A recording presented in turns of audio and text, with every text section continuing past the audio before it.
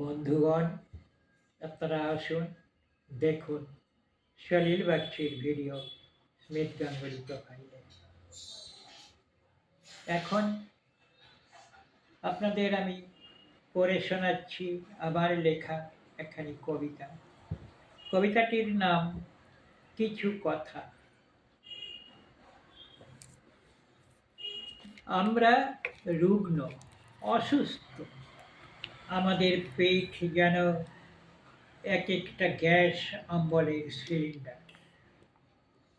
কেনই বা হবে না বলুন?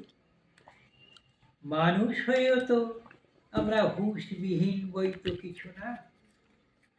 শেখালে শিখি না, বোঝালে কিছু বুঝি না, আপনারে বড় মনে করে বৃদ্ধাঙ্গুষ্ঠ দেখাই সর্বদা। তাই কাঁদি, বেদনাক্লিষ্ট হই, নিজেদের বড় ক্ষতি করে ফেলি।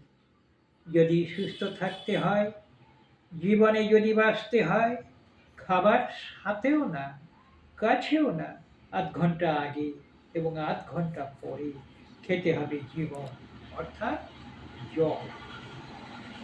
আর খাদ্যকে মুখের লালায় মিশিয়ে মিশিয়ে, চিবিয়ে চিবিয়ে, একটু সময় নিয়ে ধীরে ধীরে খেতে হবে। তবেই তো আমরা উতরে যাব অনেক রোগ বালাই থেকে।